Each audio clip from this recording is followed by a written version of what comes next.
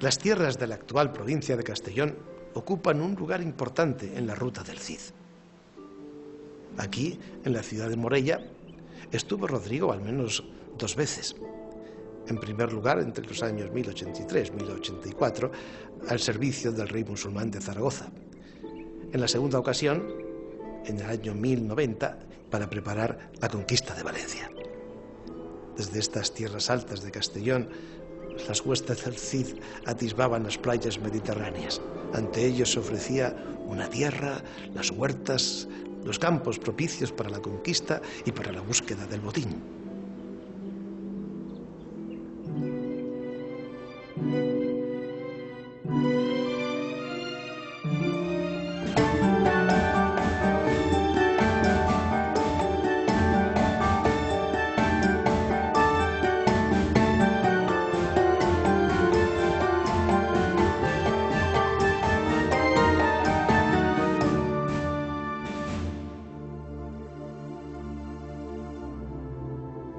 El camino del Cid entra en Castellón a través de bellísimos paisajes serranos bañados por el río Mijares.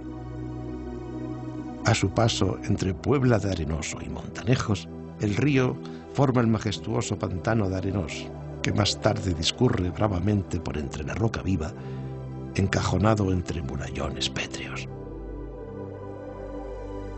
Desde el túnel por donde pasa la carretera, a través de estos ventanales, auténticos balcones abiertos en sus paredes, podemos contemplar el paisaje del cañón de Chillapájaros, una garganta de más de 100 metros de altura por 25 de ancho. El profundo rumor del río y el sonido de las aves se escuchan con toda nitidez. Aunque los romanos invadieron la península y llegaron hasta esta zona, fueron los musulmanes quienes dejaron una mayor influencia a su paso, de la que todavía quedan huellas, como esta torre. Es imprescindible también en Montanejos la visita a la iglesia de Santiago Apóstol, así como a la ermita de Nuestra Señora de los Desamparados, ubicada en la Alquería. De interés paisajístico es el barranco de la Maimona, con sus impresionantes y profundos desfiladeros que son motivo de atracción para el turismo de montaña.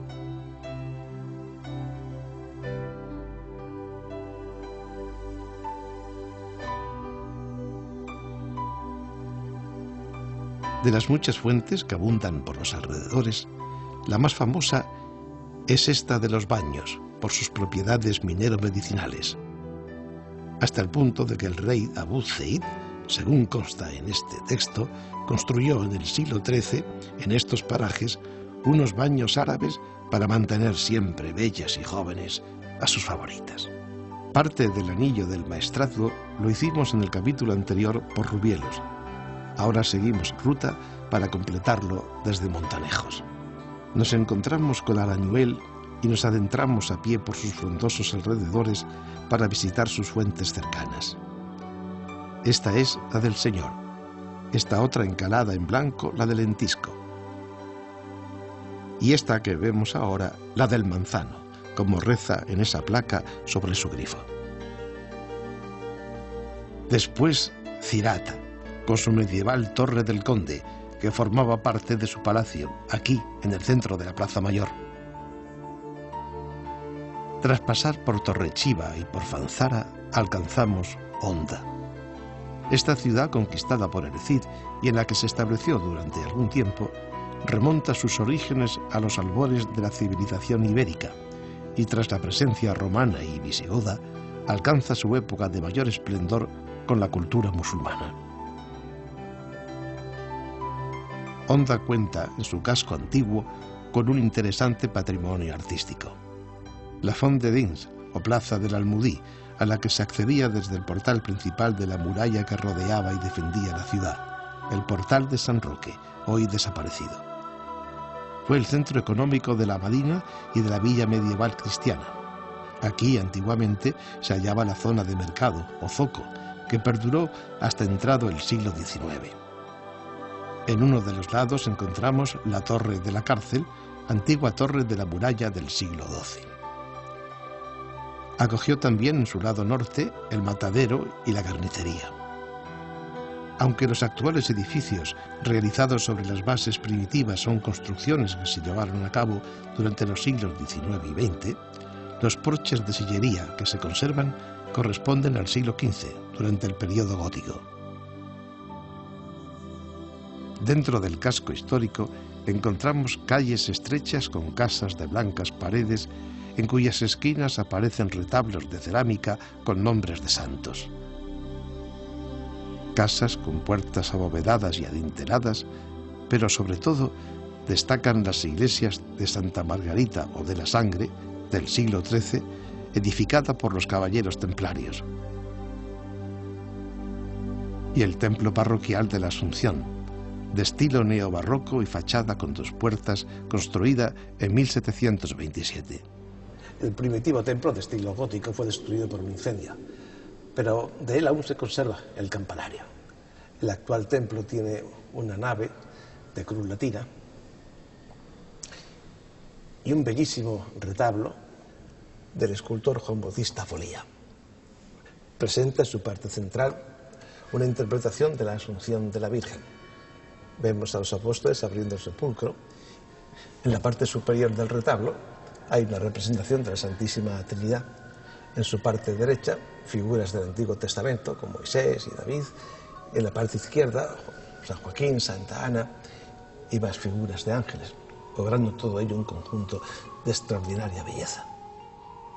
En la parte trasera de la iglesia de la Asunción se encuentra la Font del Sabater, y frente a ella se accede al barrio de la Morería y de San Vicente Ferrer. La Morería se creó como consecuencia de la derrota de los musulmanes de Al-Adraq, produciéndose su abandono del interior de la zona amurallada de Honda. En su centro tuvo una mezquita que fue posteriormente convertida en la capilla de San Vicente. Aquí se encuentra también la plaza de la sinagoga.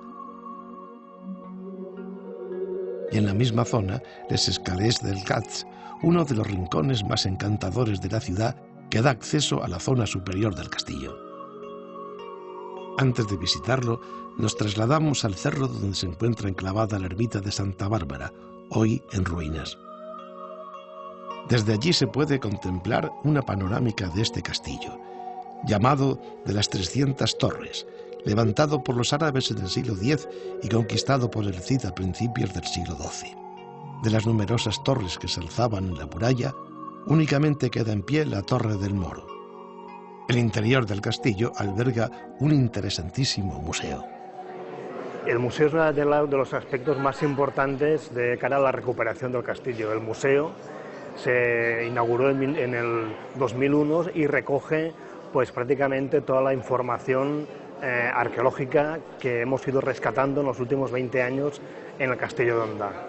En primer lugar tenemos una vitrina donde están las piezas más antiguas de época ibérica y romana, ya que el castillo fue un asentamiento, fue un poblado desde la prehistoria, con un importante asentamiento ibérico y una posterior ocupación romana.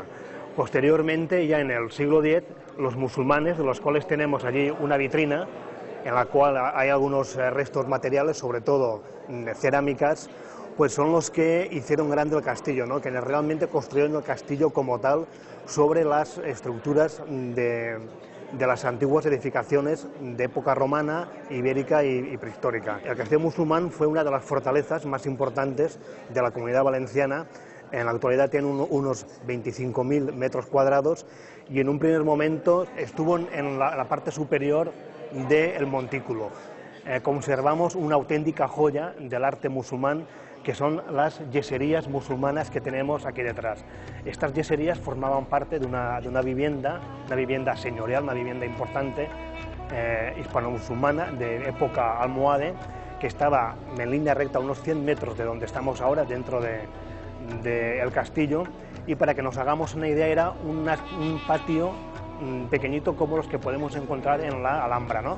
Después de la conquista cristiana, que son las vitrinas que vemos en la parte posterior de las yeserías, el castillo, aunque fue siempre un lugar fortificado, fue siempre un lugar que estuvo siempre con presencia de tropas, digo que a partir de la época musulmana perdió un poco su esplendor de aquellos momentos, ¿no?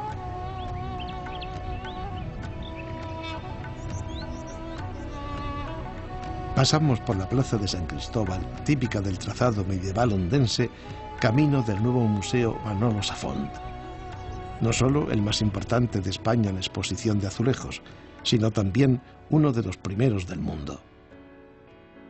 En un rápido recorrido vemos la colección etnológica industrial, con los útiles y maquinarias de fabricación de los azulejos, fotografías de antiguas fábricas y operarios, y las facetas más importantes de la elaboración, desde la arcilla hasta el dibujo y su cocción, empaquetado y almacenado.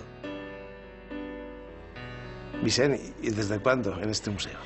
Bueno, el museo este tiene un par de años. Este nuevo museo, el contenedor este actual, pero las colecciones ya venían de antiguo, ¿no? Ya el museo se creó en el año 68, pero estamos en un lugar totalmente obsoleto. Y aquí vemos azulejos de todas las épocas. Bueno, tenemos azulejos de varias partes del mundo. La aspiración del museo, la vocación que tiene, es de tener colecciones realmente de todo el mundo, ¿no?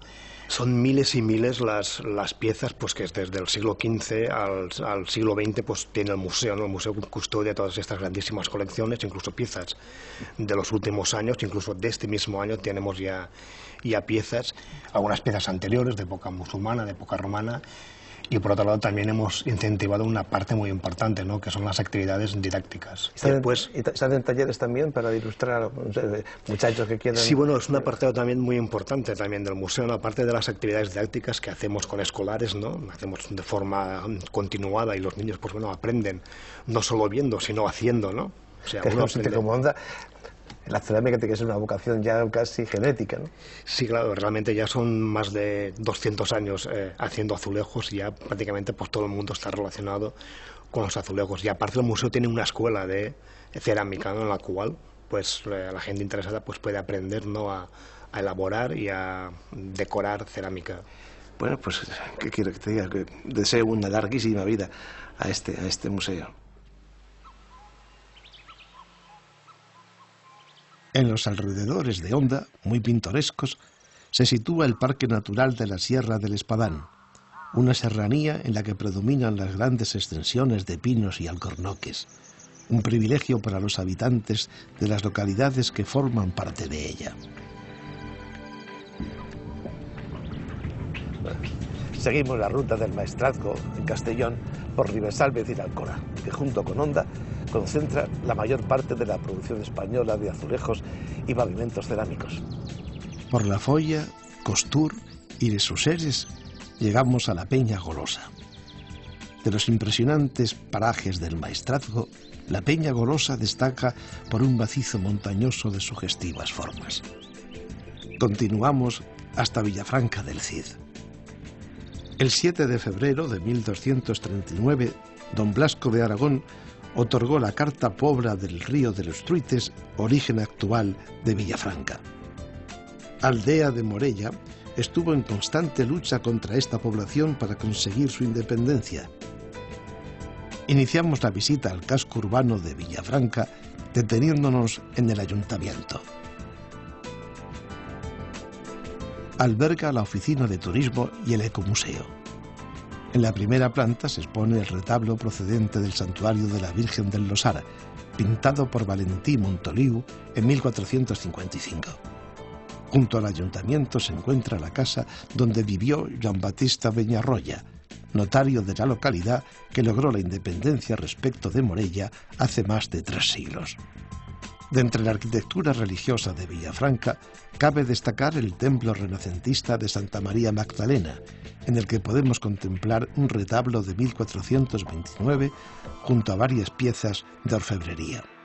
Como obra escultórica importante, aparece la talla de madera de Cristo y el cuadro de la Sagrada Cena. Por la calle de la Abadía llegamos al Portal de San Roc, uno de los lugares más atractivos de Villafranca. Se trata del único recinto amurallado que protegía al pueblo en el siglo XIV. Continuamos hasta Morella, uno de los conjuntos histórico-artísticos más destacados de la geografía cidiana. Situada estratégicamente, fue testigo de las incursiones del Cid en la zona. La silueta de su castillo, que albergó a Rodrigo, es la seña de identidad de la población. Roquero, dominante y de aspecto inaccesible, emerge por encima del conjunto urbano. El Maestrazgo. Vaya sitio, José Luis. Es realmente impresionante. Yo creo que no es suficientemente conocido todo este contorno y es una pena porque realmente es algo espectacular, ¿no? Y además, si tienes un poquito de imaginación, hasta puedes ver aquí dinosaurios moviéndose, porque el contorno, las piedras, la tierra, las ondulaciones del terreno, todo para que indican a que los animalitos estos se muevan por aquí a sus anchas, ¿no? Sí, y además tiene una cosa especial. Aquí he podido, creo que por primera vez en mi vida, escuchar el silencio. Ah, sí, sí. Estupendo, ¿eh? El silencio. He oído el silencio. Se lo juro a ustedes, he oído el silencio. Sin nada, silencio. Maravilloso. Y como no podía ser menos, el Cid también pasa por aquí. El Cid pasó por aquí, pasó varias veces, ¿no? La primera en el año 1084.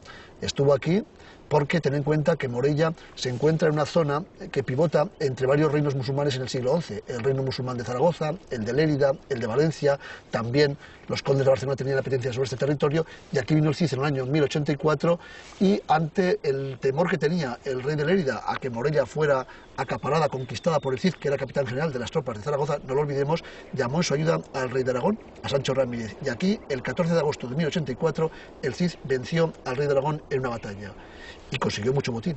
Seguramente por aquí abajo, se pelearía por aquí abajo, ¿no? Pues imagínate, alguna de estas vaguadas vio aquella batalla, no sabemos en cuál. Y a lo mejor aquí ya empezó él a maquinar la posible conquista de Valencia. Efectivamente, a partir de aquí ya estuvo en su cabeza esa conquista que sería tan fundamental en su vida. Si yo voy avanzando por este territorio, poquito a poco me puedo ir acercando a Valencia. Es el observatorio natural. Claro. En las afueras se encuentra el acueducto medieval de mampostería, que llevó hasta finales del siglo XIX las aguas de las fuentes de Vinachos y del Aljub hasta el centro de la ciudad. Formando parte de la fisonomía de Morella están las murallas, comenzadas a construirse en 1324 sobre otras ya existentes en el siglo XI. Su altura oscila entre los 5 y 10 metros y tienen una longitud de más de 1,5 kilómetros. Para penetrar en el casco urbano es preciso atravesar algunas de las puertas medievales. Entre ellas sobresale la de San Miguel, por la que entramos, y en cuyo interior se aloja el Museo Tiempo de Dinosaurios.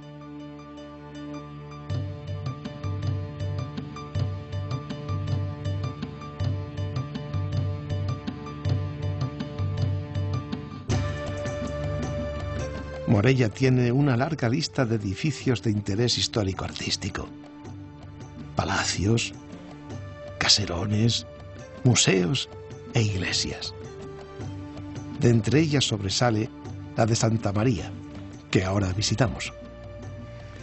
Este templo, como otros muchos cristianos de la península, se levantó sobre la antigua mezquita árabe.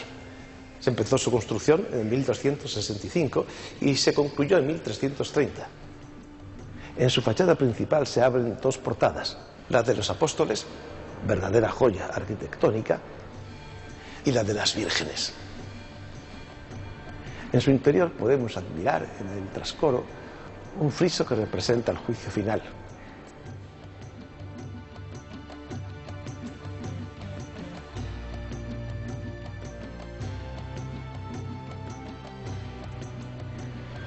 La escalera de caracol, de piedra, que asciende al coro, adornada con figuras estucadas al polvo de alabastro. 3 hermosas vidrieras originales de la Escuela Valenciana del siglo XIV. Un bellísimo órgano del siglo XVIII que, convenientemente restaurado, se puede seguir escuchando. El brillantísimo retablo barroco del altar mayor. En esta iglesia ofició misa de pontifical el Papa Luna ante el rey Fernando I de Aragón antes de retirarse a Peñíscola. Y dijo el sermón nada menos que San Vicente Ferrer, quien, según la tradición popular, realizó varios milagros en esta población. A escasos metros se encuentra el convento de San Francisco. fundado en 1272, cuenta con este bellísimo claustro gótico, la parte más antigua que se conserva del recinto. La vida monacal se abandonó en 1840. Convertido hasta fecha reciente en cuartel militar, próximamente alojará un parador de turismo. En la sala capitular podemos ver restos del fresco de la Danza de la Muerte del siglo XV, que ilustrado con versos sorprenderá sin duda a quien lo contempla. El ábside, otro de los centros de esplendor de Morella, impone al visitante. Señores, tenemos el gusto de estar ante uno de los grandes de la gastronomía en España, con Roque, de Morella. Roque, qué bien se come en tu casa. Bueno, hacemos lo que podemos, Manolo. Intentamos dar de comer, siguiendo el viejo ejemplo de los mesoneros, dando un poquito de cariño, un poquito de amistad, recibiendo a la gente con la cordialidad que se debe. Sí, pero tú todo eso lo haces en exceso, ¿no? ¿Qué plato recomendarías de estos que hemos comido? Bueno, una tarrina de conejo, es un plato especial de la casa, unas codornices al escabeche de miel, no con azúcar, sino con miel. Unos embutidos del terreno, una paletilla de ternasco, un codillo asado, un solomillo de cordero trufado al hojaldre. Ah, también, esa es otra de las novedades. Eso es una novedad. Otra de las grandes sorpresas de esta comida. Y donde se conjuga el producto del terreno puesto al día. No me gusta la cocina excesivamente modernizada, aunque la respeto y respeto a mis compañeros que la hacen, pero cada uno tenemos que jugar en una liga, y la liga nuestra es esta. Luego, en cuanto a los postres, unas natillas con una punta de diamante, que es un pequeño bizcocho con cabello de ángel, un poco de merengue trufado, y así pues más o menos vamos un poquito trabajando lo que es el producto de nuestra zona. Vengan a casa de Roque, que de verdad van a decir, tócame Roque, tócame otra vez, porque esta comidita es exquisita. En Olocau del Rey, cerrando la ruta de Morella en la provincia de Castellón, el Cid, al servicio del rey de la taifa de Zaragoza, Al-Mutamín, reconstruyó en 1083 una antigua fortaleza árabe llamada Ginsa Luca, cuya traducción es Castillo del Águila. Desde Montanejos se entra en el ramal de Castellón hasta llegar a Jérica, a la izquierda de la Nacional 234, localidad identificable por la silueta de la Gran Torre de las Campanas, construida en estilo mudéjar hacia 1614. Y la Torre del Homenaje, conocida como la Torreta, resto del castillo musulmán que se alza en la rocosa montaña de la Peña Tajada que domina el curso del río Palancia. Las calles en pendiente nos llevan hasta la animada plaza de Don Germán Monleón, presidida por la fuente de Santa Águeda. 3000 moros cabalgan y piensan en andar. Ellos vinieron a la noche en Segorbe a posar. Durante la dominación musulmana, Segorbe estaba considerada como una de las más importantes ciudades del reino musulmán de Toledo. El rey Jaime I de Aragón la conquistó y poco después pasó a ser sede episcopal. Levantada sobre restos de antiguas ciudades iberas y romanas, historiadores clásicos aseguran que se trata de la Segóbriga romana.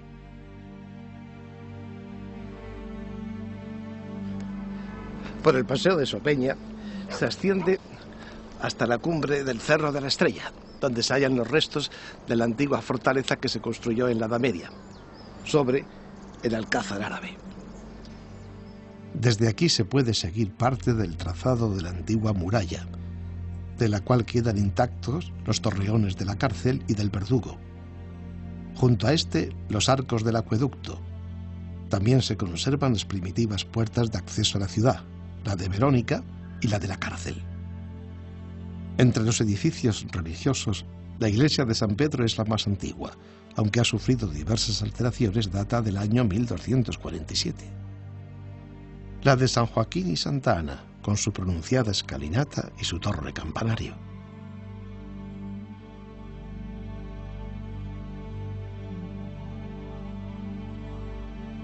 Entre el caserío y junto a las murallas aparece la catedral con su alta torre campanario de sillería.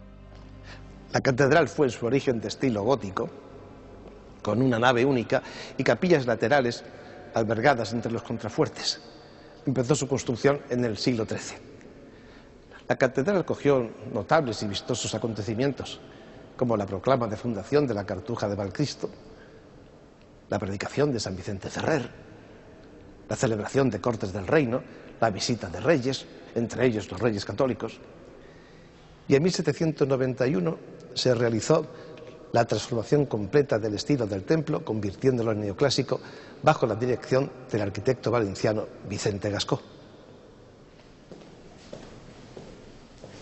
En una esquina del claustro se halla uno de los grandes tesoros de la catedral, la capilla prioral del Salvador.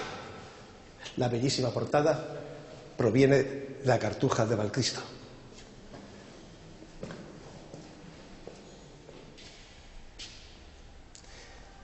Este bellísimo retablo del siglo XV también procede de la Cartuja de Valcristo.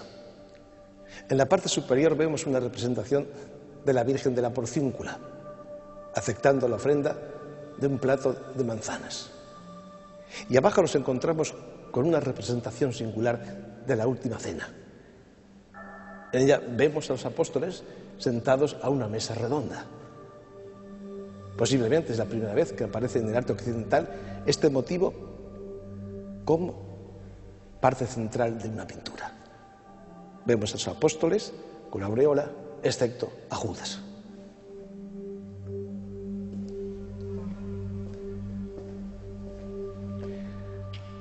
Un interesante monumento funerario, el sepulcro de los Valterra, que aún conserva en su piedra caliza el policromado original. Parece ser que se trata de don Juan de Valterra y doña Violante de Castelví, que presentan en sus rostros una serena expresión. Retablo de la vida de Cristo y de la Virgen. Fue el retablo mayor de la catedral hasta que en el año 1791 se remodeló el templo. Fue encargado por el obispo Gilabert Martí al taller del maestro Vicente Masip, hacia el 1530, donde ya ejercía como pintor su hijo, el famoso Juan de Juanes.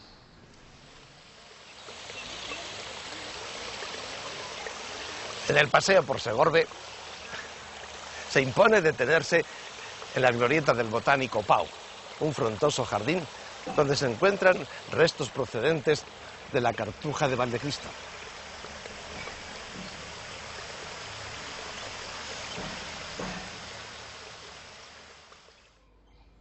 La calle de la Merced, la de Santa Ana, la Plaza de las Almas, preciosas callecitas típicas, todas ellas nos salen al encuentro y nos conducen al Palacio Ducal, actual sede del Ayuntamiento. El salón de sesiones se encuentra adornado con un magnífico artesonado del siglo XIV de estilo mudéjar, con casetones octogonales y estrellas de 4 puntas. Una red de fuentes y manantiales abastece la ciudad de Segorbe desde tiempos remotos.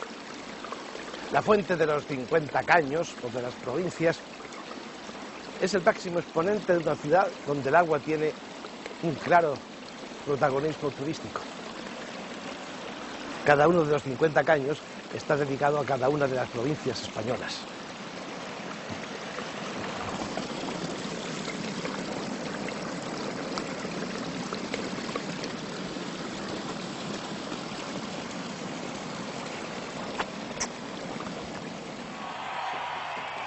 Durante las fiestas, en la segunda semana de septiembre, tiene lugar la popular y conocida entrada de toros y caballos, cuyos primeros indicios documentales se remontan al siglo XIV. La entrada, como se la conoce popularmente, tiene también su monumento en la plaza Obispo Aedo, esculpida por Manuel Rodríguez e inaugurada en 1981. Tras dejar Segorbe, el camino entra en la provincia de Valencia hasta llegar a Sagunto, donde se bifurca por el sur hacia Valencia y por el norte hacia la ciudad de Castellón. Para llegar a la capital, el camino nos obliga a detenernos en 2 poblaciones, Almenara y Burriana.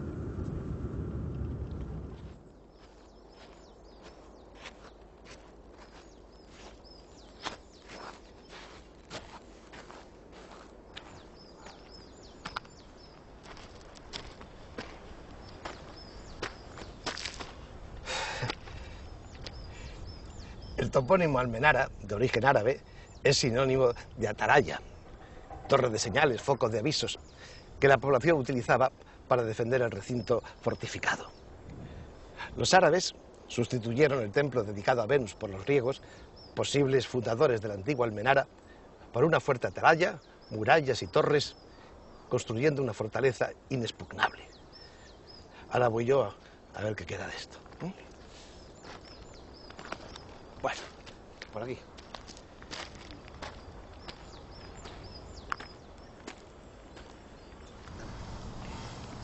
Durante 387 años permanecieron los árabes cultivando las fértiles campiñas de Almenara, hasta que en 1098 fue tomada por el Cid como paso previo a la conquista de Sagunto.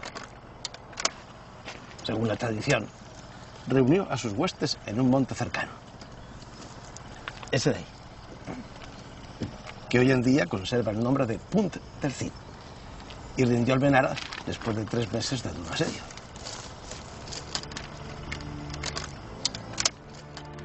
Las murallas construidas en la segunda mitad del siglo XVI formaban un rectángulo que ha contribuido sin duda a la simetría de sus calles. Hasta el siglo XVIII la población estuvo dentro de los recintos rectangulares concéntricos, separados por un corredor de la muralla defendidos por 6 torres. De las 6 torres solo quedan 2.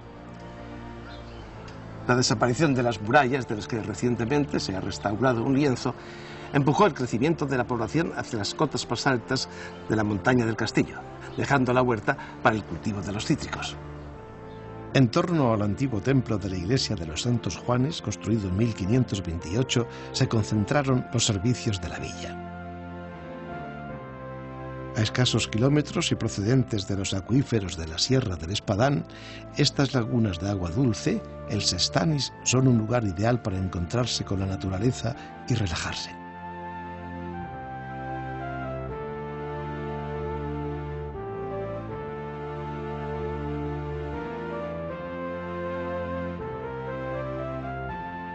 Contra la mar salada empezó a guerrear. A oriente sale el sol y tornóse por esa parte. Mío Cid ganó Jérica, y Honda, y Almenara, y tierras de Burriana, todas conquistadas las ha.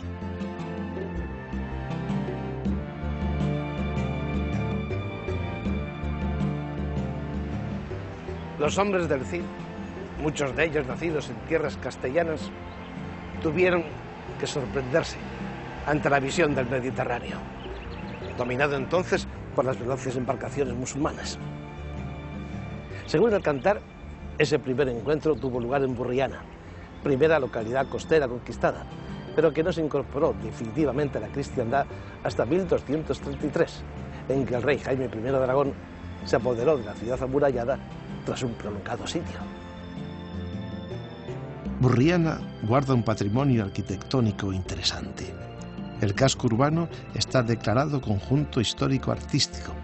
Comprende la antigua villa y el barrio de San Blai, tramos de muralla medieval, varias iglesias y una serie de casas consideradas buenos ejemplos de arquitectura modernista, como la Casa Reig, que con el tiempo pasó a ser Caja Rural de Burriana y más tarde reconvertida en centro sociocultural. Pero el gran monumento es su iglesia parroquial del Salvador, de estilo románico gótico. Su ábside, del siglo XIII, es de estilo gótico primitivo, con elementos románicos. En el siglo XV se levantó la torre campanario y en el XVII se adosó a la nave gótica la capilla de la Comunión, decorada con frescos de Vergara. Todo el conjunto ha sido declarado Monumento Artístico Nacional en 1969. La ermita de San Blas, en la que predominan elementos neoclásicos en su fachada y el campanario, contiene en su interior la tabla con la imagen del santo del siglo XV.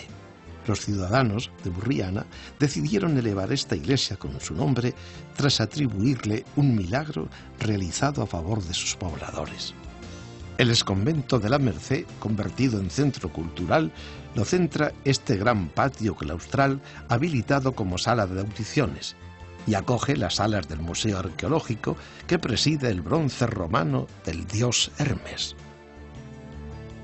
Sus salas nos muestran la importancia y riqueza de la cultura ibera, así como de diferentes épocas desde el Neolítico.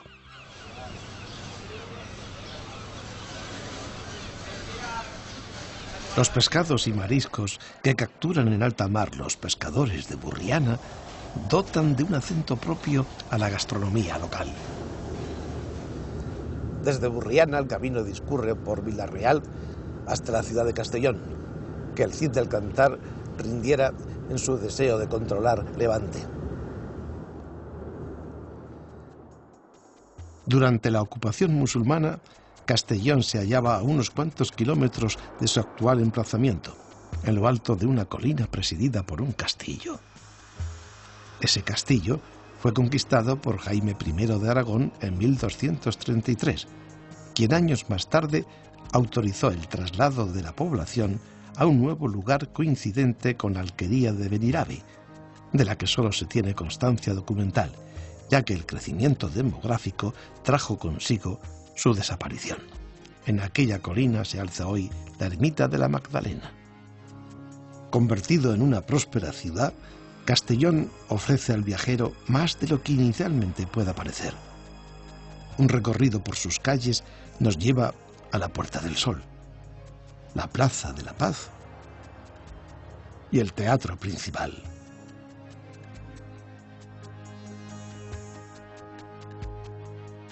La Plaza de Santa Agustina, los hermosos jardines del Parque de Ribalta, la ermita de Sant Jaume de Fadrell, donde existe una de las más antiguas alquerías árabes, la antigua iglesia de San Miguel del siglo XVII, ante cuya fachada nos detenemos, y la de San Nicolás, de origen medieval, adaptada al estilo barroco en el siglo XVIII.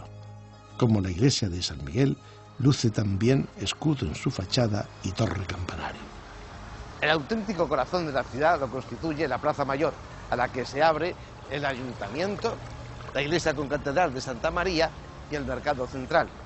Entre la concatedral y el ayuntamiento se alza la torre campanario, el símbolo más representativo de la ciudad. Se trata de un ejemplar de torre exenta de 58 metros de altura, construida entre los siglos XVI y XVII. Se la conoce popularmente como el Fadrí, el soltero. Sostiene 11 campanas, de las cuales la principal, fundida en 1604, lleva el nombre de Cristóbal y es la encargada de dar las horas. En el ayuntamiento se exhiben obras pictóricas y escultóricas. Y aquí vemos unas cerámicas del gran maestro castellonense Godofredo Buenos Aires, que fueron donadas por su viuda. En esta se puede apreciar la partitura del himno de Castellón. Y en el Salón de Plenos nos encontramos con esta pintura, con el escudo liberal, que representa el triunfo de los liberales sobre los carlistas. Esta pintura fue tapada con un falso techo durante la Guerra Civil y no se descubrió hasta 1984, en que fue restaurada. Las fiestas mayores, dedicadas a conmemorar la fundación de la ciudad en el siglo XIII, se celebran desde hace más de 6 siglos, teniéndose constancia documental desde 1378 de dichos festejos que conviven con actos religiosos, destacando el pregó y la romería de las Cañas, que junta en la Plaza Mayor a miles de castellonenses frente al ayuntamiento y la catedral, desde donde se dirigen al Castell Vell, donde se ubicaba la antigua población, en la ermita de la Magdalena. Otras vías urbanas importantes de Castellón son las calles de Colón y la Mayor y la avenida de los Hermanos Bou, que nos lleva a la sede vanguardista del Museo de Bellas Artes. Un recorrido por la sección de arqueología nos permite conocer las características principales desde el Paleolítico hasta el mundo islámico, origen de la mayoría de los pueblos castellonenses. En esta planta se exhibe una muestra de cerámica de reflejo metálico y otra de azulejería medieval de los siglos XIII al XV. Esta azulejería cerámica de reflejo metálico fue muy apreciada y se extendió por vía marítima por los países del Báltico, Gran Bretaña, Moscú, Alejandría, Bagdad. ya que el Papa, los cardenales y los príncipes de todo el mundo se maravillaban de que de tierra se pudiera hacer una obra tan preciosa y noble. El museo tiene un buen muestrario de azulejos medievales caracterizados en su mayoría por la decoración en azul cobalto, con motivos de fauna, flora o emblemas gremiales. Fueron introducidos en España por los musulmanes a finales del siglo XV. Manises se situó a la cabeza en su fabricación en tierras valencianas. En un principio, y durante su etapa inicial, Alcora inspiró los modelos de Ribesalbes, cuyos comienzos tuvieron como factores iniciadores del proceso fabril a pintores y escultores salidos de la ilustre fábrica de los Aranda. Una variedad típica mediterránea de manifestar el fervor religioso popular es la presencia en calles y plazas de paneles de azulejos, los llamados capelletes, una práctica que se remonta al siglo XVIII. También destaca la colección de Bellas Artes, con pinturas del periodo gótico. El museo exhibe también pinturas realizadas por José Vergara provenientes de la Cartuja de Val Crist y una escultura que representa la caridad romana del escultor catalán Antonio Sola.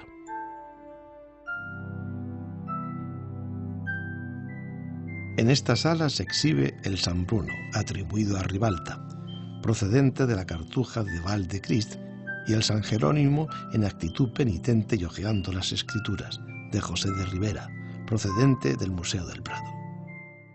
En esta planta están los artistas pensionados por la Diputación Provincial de Castellón, entre ellos Gabriel Puig Roda, Vicent Castell y Juan Porcar Ripollés.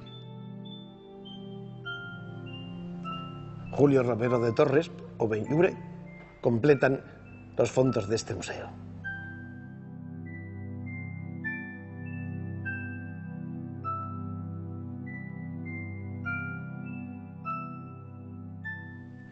La Basílica de la Mare de Déu del Lledó es un templo de 3 naves que data de los siglos XVI al XVIII, en la que se venera la imagen de la patrona de Castellón, que fue descubierta casualmente en 1366 y fue solemnemente coronada patrona de la ciudad en 1924. Castellón posee amplias alternativas para el ocio, como los campos de golf o el archipiélago de las Islas Columbretes, una de las más atrayentes excursiones que se pueden realizar desde Castellón en barco. La ciudad está rodeada de una fértil llanura repleta de naranjos. Del puerto de Castellón no podemos olvidarnos a la hora de visitar la ciudad, aunque se haya situado a cierta distancia del centro urbano.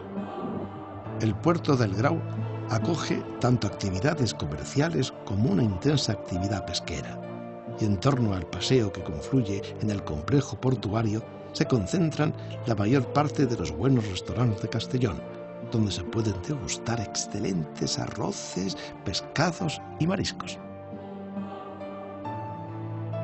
Antes de abandonar el puerto y su zona, nos atrae la cúpula del planetario de 25 metros de altura. La playa se extiende hacia Benicàssim y Peñíscola. Es obligado visitar desde Castellón estas ciudades conquistadas por el Cid en la última década del siglo XI. Peñíscola y su castillo costero pertenece por méritos propios a la simbología cidiana. Allí se rodó la película El Cid de Anthony Mann en 1961.